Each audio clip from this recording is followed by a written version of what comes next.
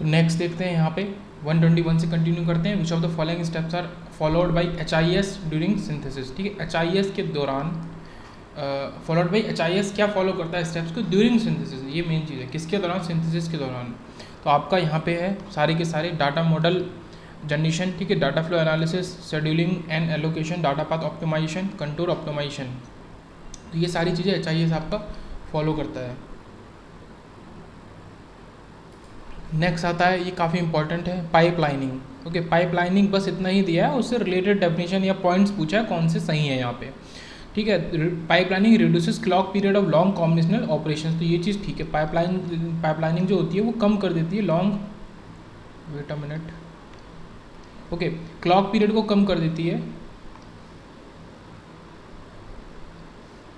Reduces clock period of long, ठीक है, जो लॉन्ग प्रोसेस है उनके क्लॉक पीरियड को रिड्यूस कर देगी लॉन्ग कॉम्बिनेशनल ऑपरेशंस। उसके बाद allow large combinational functions to be broken down into pieces, वो delays are balance and with the rest of system component. मतलब कुल मिला के जो टाइम लग रहा है कुल मिला के वो आपका कम कर देगा पाइपलाइनिंग। तो यहाँ पे दोनों ही आपके बोथ 1 and 2 ठीक हो जाएंगे। उसके बाद आता है कि सुपर स्केलर प्रोसेसर्स या प्रोसेसर कंजिस्ट ऑफ।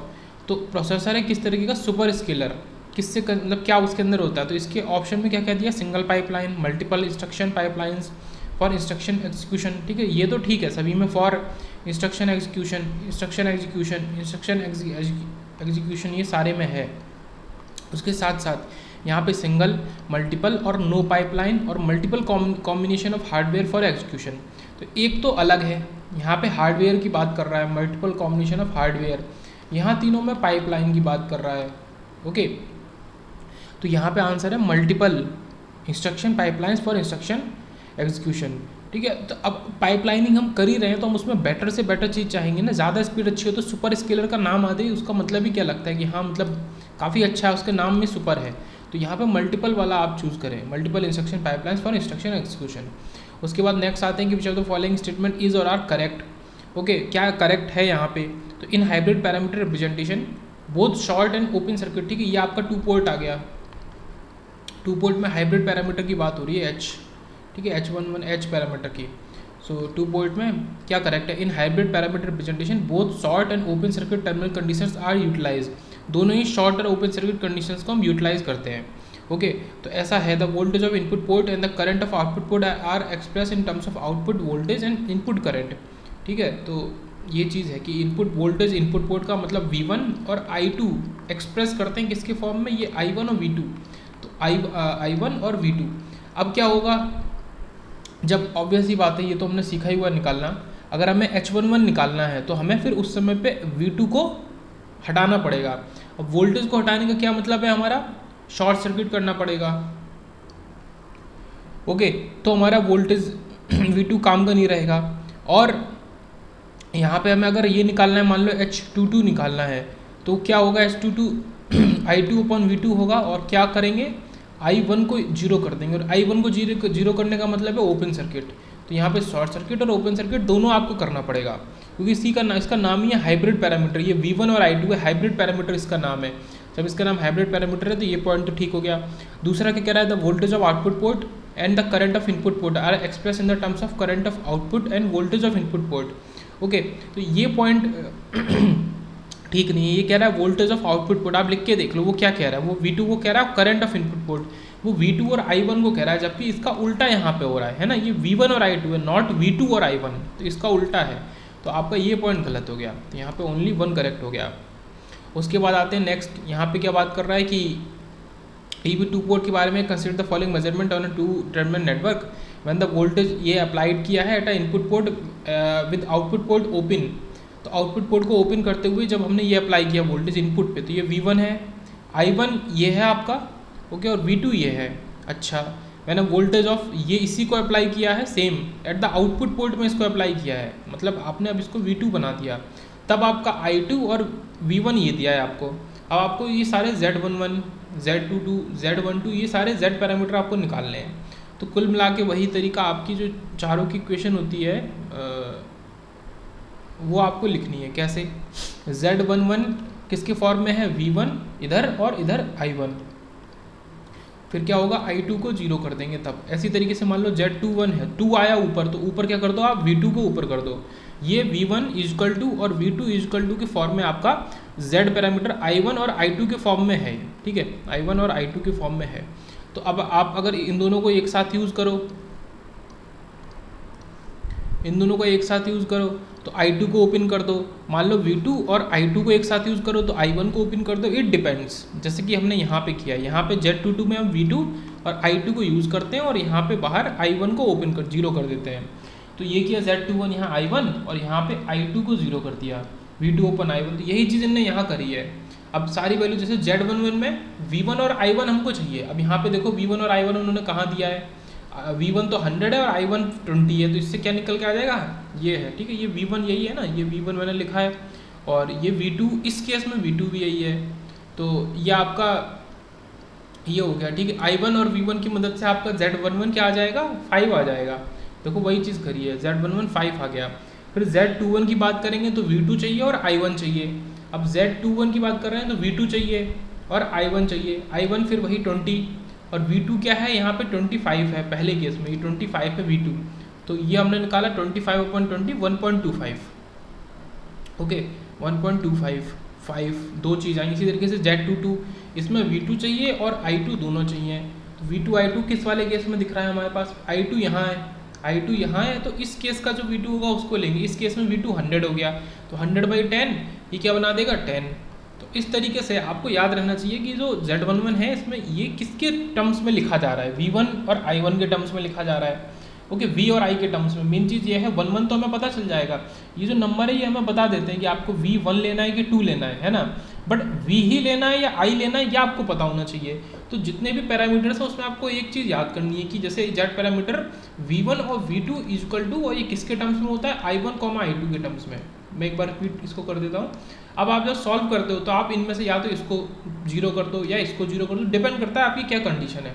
इस हिसाब से सॉल्व करके लाएंगे तो आपका आंसर हो जाएगा A, 5, 10, 1.25 और 5, ये आपका आंसर हो जाएगा, ठीक है। ये लाइन से उन्होंने दिए हुए हैं रेस्पेक्टिवली, ठीक है, दिस एंड दिस रेस्पेक्टिवली।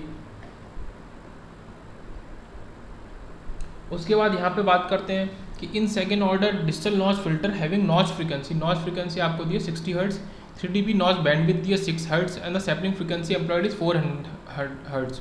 तो नॉर्मलाइज एंगुलर नॉच फ्रीक्वेंसी, ठीक है, ये क्या है, normalize angular notch frequency and the normalize angular 3 dB bandwidth. ये दिख रहा है कि ये बैंडविड्थ और ये 3 dB बैंडविड्थ की बात हो रही है, ओके। ये दोनों नॉर्मलाइज वैल्यू हैं R, ये दोनों वैल्यू क्या होंगी, तो ओमेगा इसकी बात करेंगे जब ये किसके इक्वल होगी, ये वाला ओमेगा इंटू TS, ये फॉर्मूला याद रखना है। ये ओमेगा क्या होता है, इस ओमेगा इंटू TS के इक्वल, ओके। तो यहाँ पे हमने जो TS है, TS को आप ऑब्वियसली बात है 1/fs लिख सकते हैं, आपको फ्रिक्वेंसी दी गई है उसकी मदद से ये हो गया दिस ओमेगा अपॉन fs। तो ओमेगा इज़ ये वाला 2 पाई और आपका f जो नॉच फ्रिक्वेंसी दी हुई है ये वाली 60 हर्ट्ज अपॉन ये जो सैम्पलिंग फ्रिक्वेंसी दी हुई है ये वाली। तो ये हमने यहाँ पे यूज़ कर ली, मतलब अभी ये जो बैंडविड्थ दी है नॉच बैंडविड्थ 6 हर्ट्ज, ठीक है, इसका इस्तेमाल अभी नहीं किया है, ये यूज़ नहीं हुई है। 2 पाई ये आपका नॉच फ्रिक्वेंसी अपॉन ये सैम्पलिंग फ्रिक्वेंसी एम्प्लॉयड 4, ठीक है, इससे 0.3 पाई आपका आ गया ये वाला ओमेगा एंगुलर वाला। उसके बाद बैंडविड्थ की बात करते हैं तो 0.3 पाई जो ये है मीन्स ये ओमेगा अपॉन आपका 10, ये 10 आपको याद रखना है। जो बैंडविड्थ में ये जो नीचे 10 आ रहा है इसका रिलेशन ये जो आपका 3 dB फ्रिक्वेंसी वाली बात है, जैसे उसमें कर कैसे सॉल्व करते हैं 10 log base 2 और यहाँ समथिंग वैल्यू, ठीक है, ये 10 इसकी वजह से कह सकते हैं आया है। तो बस इसका 1/10 टाइम कर देंगे जो ये ओमेगा आएगा बैंडविड्थ इसका 1/10 टाइम। तो उस हिसाब से अगर आपको ये चीज़ पहले से पता है तो आप तुरंत कह सकते हैं कि ऑप्शन बी और सी तो बिल्कुल गलत होंगे क्योंकि इसमें वैल्यू चेंज हो जा रही है। अब ऑप्शन ए और डी में ठीक हो सकता है, डी भी हो सकता है, बट मे बी नहीं, क्योंकि हमने सॉल्व किया तो हमारे पास ओमेगा जो आया वो ये आया 0.3 पाई, तो फिर यही वाला सही हो जाएगा। तो दिस इज़ 126। उसके बाद आता है the 2 channel bank with multi rate digital filter, ठीक है, multi rate digital filter structure that employs 2 decimators in the signal analysis section and the 2 interpolators in the signal synthesis section, okay. तो 2 decimator लगाए हैं signal analysis section में, at the same time हमने 2 क्या लगाए हैं इंटरपोलेटर्स लगाए हैं, कहाँ लगाए हैं, इन द सिग्नल सिंथेसिस सेक्शन, ठीक है, ये signal analysis section, synthesis section is called. तो इसको क्या बोलेंगे, जो 2 channel bank with multi rate digital filter है, मतलब कुल मिला के डिजिटल फिल्टर है, कैसा 2 चैनल बैंक वाला है, 2 डेसीमीटर लगाए सिग्नल एनालिसिस साइड में, ठीक है, सिग्नल एनालिसिस, और 2 इंटरपोलेटर लगाए सिग्नल सिंथेसिस साइड में। तो ये हमारा है क्वाड्रेचर मिरर फिल्टर बैंक, ठीक है, ये एक फिल्टर का नाम है, ये इंपॉर्टेंट क्वेश्चन है, याद रखेंगे, क्वाड्रेचर मिरर फिल्टर बैंक। उसके बाद चलो तो following are the advantage of digital filters over analog filter, काफ़ी इंपॉर्टेंट क्वेश्चन है कि डिजिटल फिल्टर का एडवांटेज क्या है एनालॉग फिल्टर के ओवर। ओके, तो आपका हाईली फ्लेक्सिबल है डिजिटल फिल्टर, ये ओके डिजिटल फिल्टर, एक तो ये एडवांटेज हो गया। दूसरा ये पोर्टेबल है डिजिटल फिल्टर, एनालॉग फिल्टर काफ़ी बल्कि बड़ा हो जाता है तो वो नहीं है। और तीसरा आपका एडवांटेज हो गया कि नेग्लिजिबल नॉइज इंटरफेरेंस, यहाँ पे नॉइज इंटरफेरेंस डिजिटल में उतना नहीं होता जितना एनालॉग के अंदर होता है। अब ये जो है इसका ये नहीं है लम्प्ड आरएलसी कंपोनेंट, ऐसा कुछ एडवांटेज नहीं है। तो शुरू के तीनों आपके एडवांटेज हो गए डिजिटल फिल्टर के ओवर एनालॉग फिल्टर। फिर यहाँ पे आता है realization of a length M FIR filter for a linear phase structure की बात कर रहे हैं, ठीक है, एक लेंथ m का, ठीक है, ये लेंथ है, ये FIR फिल्टर है, finite impulse response filter for a linear phase structure, the number of multipliers required is. ये भी काफ़ी इंपॉर्टेंट क्वेश्चन है, इसलिए एक स्टैंडर्ड क्वेश्चन है, बस आपको सिंपल पता होना चाहिए इसका आंसर।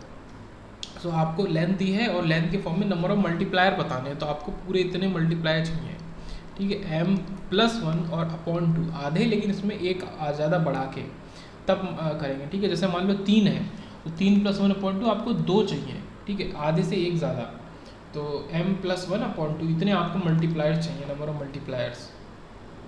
उसके बाद आगे चलते हैं कि which of the following statement is not correct regarding usage of virtual memory. Virtual memory के यूजेस के रिगार्डिंग कौन सा स्टेटमेंट सही नहीं है। तो usage of virtual memory to achieve higher CPU performance, तो ये वाला पॉइंट आपका सही नहीं है, ठीक है।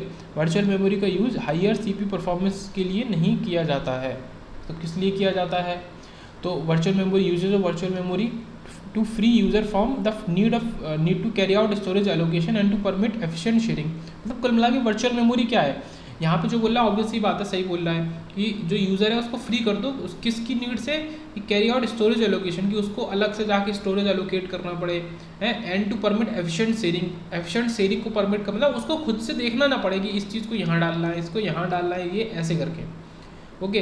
तो ये सारा काम वर्चुअल मेमोरी खुद देख लेता है, ये पॉइंट ठीक हो गया। उसके बाद आता है to make program independent on the configuration and capacity of the physical memory.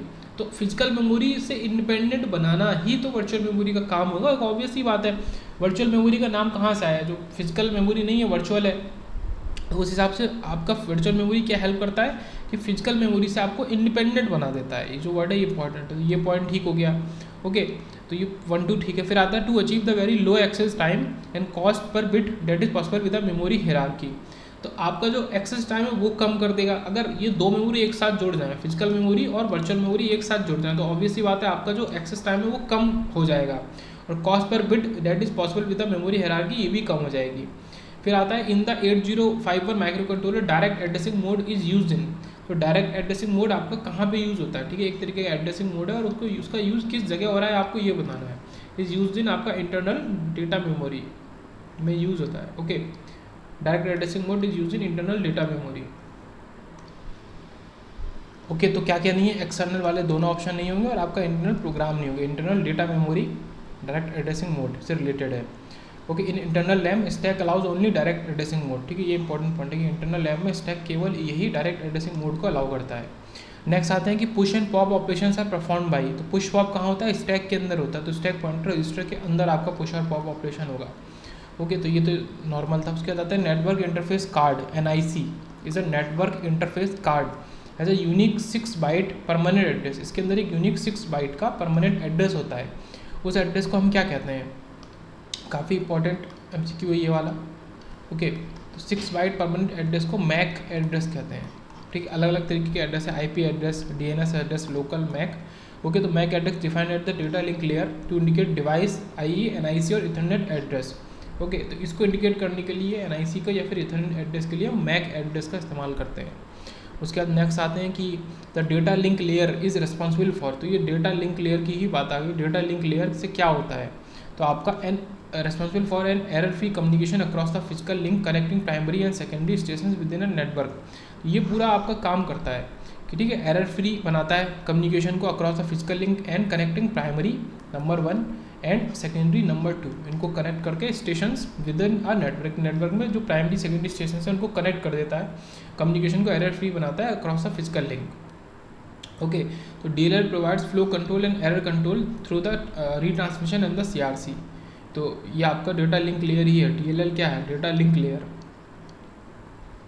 उसके बाद आते हैं नेक्स्ट कि the carrier transmit carrier frequency FT in the receive carrier frequency FR for AMPS channel 3 are nearly.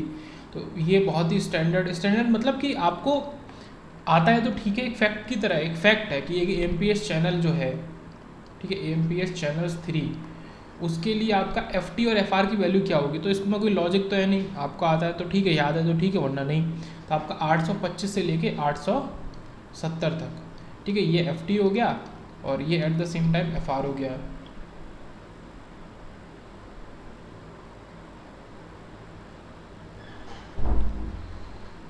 उसके बाद next आता है one of the following mode is called two way simultaneous communication between the two station. So two way simultaneous communication है, ठीक है। Simultaneous मतलब at a time he communication कर सकते हैं। जैसे यहाँ पे सिंप्लेक्स, हाफ डुप्लेक्स और फुल डुप्लेक्स के बीच का डिफरेंस की बात हो रही है। ओके, सिंप्लेक्स क्या है कि आप केवल इधर से इधर भेज सकते हो या तो, और आप उधर से इधर भेज सकते हो, ठीक है, इनमें से एक होगा। हाफ डुप्लेक्स क्या है, आप दोनों तरफ भेज सकते हो बट एट अ टाइम एक तरफ ही कर सकते हो, या तो ये भेज रहा होगा इधर या तो ये इधर भेज रहा होगा। फुल डुप्लेक्स क्या है कि आप इसी में से दोनों तरफ भेज सकते हो, कोई भी भेज सकता है। तो ये आपका फुल डुप्लेक्स हो गया कि टू वे साइमल्टेनियस, ठीक है, फुल डुप्लेक्स। उसके बाद आता है block calls may be handled in one of two ways. The first block calls can be put in a queue waiting a free channel. तो ब्लॉक कॉल्स को handle करने के एक या दो तरीके हैं, जैसे कि first block calls can be put in queue waiting, तो उनको पहले queue waiting for waiting for free channel में डाल दो। इसको हम क्या कहते हैं, जो मेथड है ब्लॉक कॉल्स को पहले क्यू वेटिंग फ्री चैनल में डाल दो, इसको हम क्या कहते हैं, लॉस्ट कॉल्स डिलेड। जो लॉस्ट कॉल्स है उनको डिले कर दिया, LCD, ठीक है, ये तो काफ़ी बड़ा LCD आ गया, लॉस्ट कॉल्स डिलेड। ओके, उसके बाद आता है कि satellite communication among stations in different areas can be achieved if the satellite has the ability to switch time slots. अगर सैटेलाइट्स के बाद एबिलिटी है टाइम स्लॉट को स्विच करने की, ठीक है, from one beam to another, this is known as satellite switch, ठीक है। TDM ऑब्वियस ही बात है, टाइम की बात आ गई तो टाइम डिवीजन मल्टीप्लेक्सिंग एक्सेस वाला आ गया, ठीक है, TDM से रिलेटेड हो गया। उसके बाद नेक्स्ट आते हैं, ओके, ये थोड़ा सा बड़ा कर दिया है, coherent binary phase shift keying, ठीक है, BPSK की बात हो रही है। Transmitter operates at a bit rate of, ठीक है, ये आपको बिट रेट दिया पहली चीज़, number 1। For a probability error of PE, probability error दिया नंबर 2। और रेशियो C/N का रेशियो आपको ये dB में दे दिया 8.8 dB अलग से, नंबर 3। मिनिमम थ्योरेटिकल EB/, ठीक है, ये आपसे पूछ रहा है, EB/N0 का ratio for receiver bandwidth equal to the minimum double sided Nyquist bandwidth will be. Okay, तो मिनिमम थ्योरेटिकल रेशियो की बात हो रही है इस बैंडविथ के लिए, for a receiver bandwidth equal to minimum double sided Nyquist bandwidth. मतलब उसमें क्या कह रहा है कि ये जो रिसीवर बैंडविथ है इक्वल है किसके, minimum double sided Nyquist bandwidth के। उस केस में हमें बताना है EB/N0 का रेशियो। ये पूरा आ गया पॉइंट।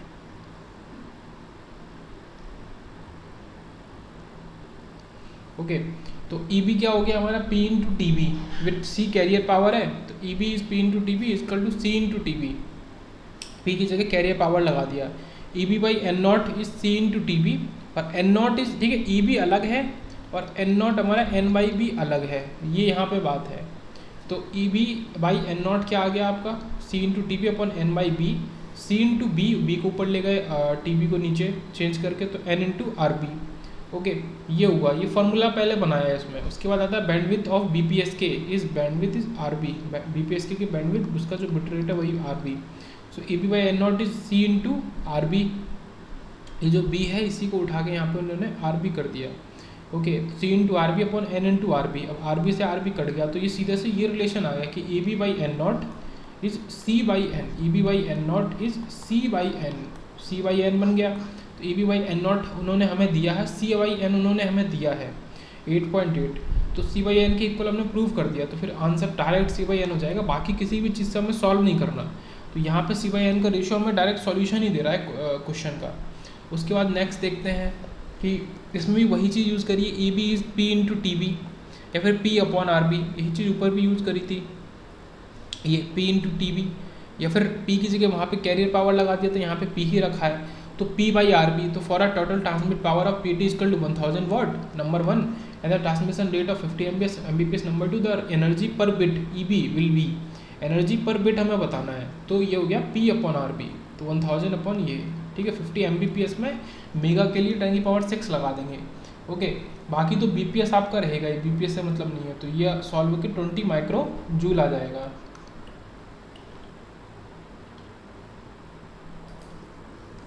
नेक्स्ट आता है कि combination of direct sequence and the frequency hopping, ये आपका क्या होगा, hybrid direct sequence frequency hopping, तो ये direct sequence plus frequency hopping में आपको क्या लगा देना, हाइब्रिड लगा देना है बस, hybrid direct sequence frequency hopping is called direct hybrid direct sequence frequency hopping. उसके बाद आता है each earth station transmission is encoded with a unique binary word called, हर एक अर्थ स्टेशन का जो ट्रांसमिशन है उसको कोड किया जाता है, इस encoded with unique binary word, एक यूनिक बाइनरी वर्ड से उसको हम क्या कहते हैं, उसको हम चिप कोड कहते हैं, ओके, ये भी काफ़ी इंपॉर्टेंट है, ओके। हर अर्थ स्टेशन के ट्रांसमिशन को एक बाइनरी वर्ड से इनकोड किया जाता है, उसको चिप कोड कहते हैं। फिर आता है नेक्स्ट कि for a 300 M optical fibre cable with a BLP of 600 megahertz per kilometre the bandwidth will be, तो बैंडविड्थ इनटू ये जो लेंथ है ये आपका क्या है 6 मेगाहर्ट्ज पर इंटू किलोमीटर, ओके। तो L यहाँ से निकालेंगे अगर तो वो कितना आएगा 0.3 किलोमीटर, क्योंकि वो हमें ये दिया हुआ है, ठीक है, 300 मीटर आपको 0.3 किलोमीटर लेंथ आपको दी हुई है, तो बैंडविड्थ इसके बैंडविड्थ इंटू L इसके इक्वल होता है, तो बैंडविड्थ अकेले जब करेंगे तो मेगाहर्ट्ज में, ये किलोमीटर है, इसको इसी किलोमीटर से डिवाइड कर देंगे, ओके, तो ये केवल ये मेगाहर्ट्ज में बचेगा आपका, मतलब वो ज़्यादा हो जाएगा, तो ये आपका सॉल्व होकर क्या आ जाएगा, ये 2 गीगाहर्ट्ज। उसके बाद आता है numerical aperture is in optical fiber transmission use to describe, numerical aperture क्या डिस्क्राइब करने के लिए यूज़ किया जाता है, light gathering, okay, light gathering और लाइट कलेक्टिंग एबिलिटी को न्यूमेरिकल अपर्चर वो करता है, ओके।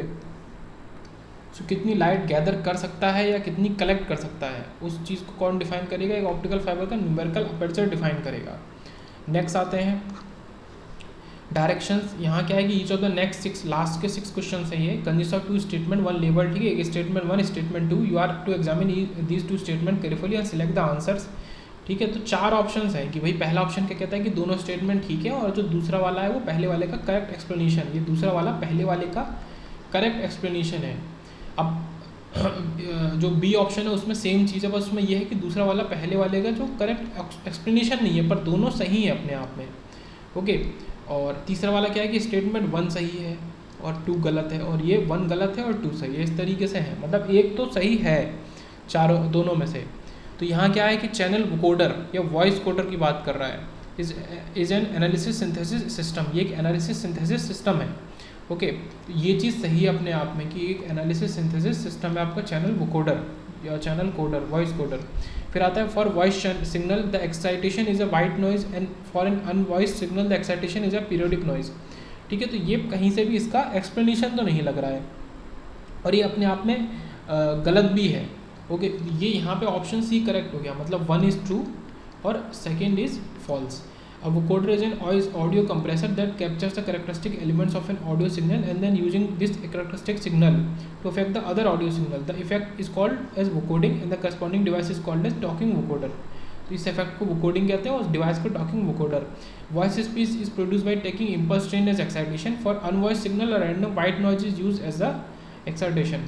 तो एक unvoiced signal के लिए एक random white noise हम यूज़ कर रहे हैं as a excitation, और वॉइस सिग्नल के लिए impulse train as an excitation. तो यहाँ पे ये जो दे दिया है पीरियोडिक सिग्नल एक गलत है, और ये उल्टा दे दिया है, ये जो अनवॉइस्ड के लिए हमारा वाइट नॉइज एक एक्साइटेशन की तरह काम करेगा, तो ये गलत है, ठीक है। अनवॉइस्ड के लिए हमारा रैंडम वाइट नॉइज की बात करी गई है, ये अनवॉइस्ड, ये दिख रहा होगा, अनवॉइस्ड के लिए ये हमारा रैंडम वाइट नॉइज है, और वॉइस्ड के लिए हमारा ये इम्पल्स ट्रेन है एक्साइटेशन के तौर पे। नेक्स्ट आते हैं, यहाँ पे भी सी है कि control logic in CMOS is constructed using 2 level SOP logic and multi level logic, ठीक है। कंट्रोल लॉजिक CMOS में कैसे बनाते हैं, SOP लॉजिक को यूज़ करते हैं सम ऑफ प्रोडक्ट, ओके, और एंड मल्टी लेवल लॉजिक इन सबको यूज़ करते हैं। Typical PLA uses multi level logic, तो टिपिकल PLA जो वो मल्टी लेवल लॉजिक को यूज़ नहीं करता है, ओके, ये याद रखेंगे। फिर ABCD parameters are widely use in analysis of power transmission, ठीक है, वाइडली यूज होते हैं किसमें, एनालिसिस ऑफ पावर ट्रांसमिशन में, ABCD parameters. Engineering in terms है सर्किट पैरामीटर्स, इनको सर्किट पैरामीटर्स भी हम कहते हैं ABCD पैरामीटर्स को, ये सही है। ABCD parameter are also called as transmission parameter, ये भी सही है, बट ये इसका कहीं से एक्सप्लेनेशन नहीं दिखाई दे रहा है ना, कि सेकंड स्टेटमेंट फर्स्ट का एक्सप्लेनेशन तो है नहीं, तो यहाँ पे ऑप्शन बी सही हो जाएगा कि दोनों सही है बट बी पहले का एक्सप्लेनेशन नहीं है।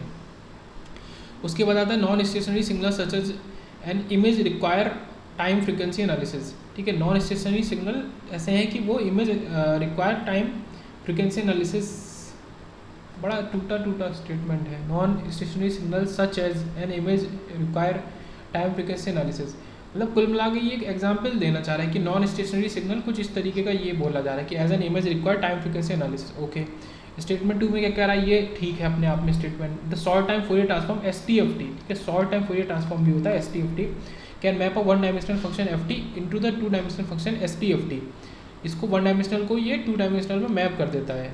तो ये बात भी अपने आप में सही है, बट ये कहीं से कहीं तक का इसका एक्सप्लेनेशन नहीं दिखाई दे रहा, रीज़न नहीं दिख रहा कि स्टेटमेंट 1 का रीज़न है स्टेटमेंट 2, तो इसमें ऑप्शन बी सही हो जाएगा कि दोनों सही हैं बट उसका रीज़न नहीं है।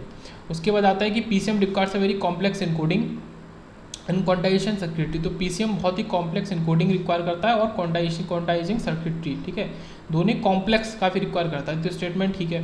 फिर आता है PCM requires a less bandwidth compare to analog system, ये गलत है, मोर बैंडविड्थ PCM को चाहिए compare to DM, PCM is complex and compare to analog system PCM requires high bandwidth, ठीक है, हाई बैंडविड्थ, तो स्टेटमेंट 1 ट्रू है, B false हो जाएगा।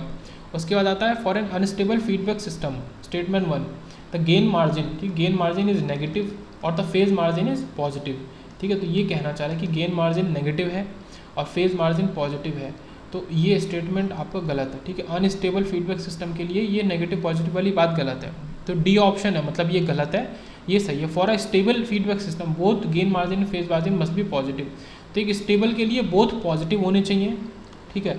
यहाँ पे ऑब्वियस ही बात है कि पॉजिटिव हो गए तो स्टेबल के लिए, और अनस्टेबल के लिए यहाँ पे क्या है कि बोथ नेगेटिव होने चाहिए, ठीक है, बोथ नेगेटिव, ऐसा नहीं है कि एक पॉजिटिव हो गया एक नेगेटिव, तो इस वजह से पहला स्टेटमेंट गलत है और दूसरा वाला आपका सही है।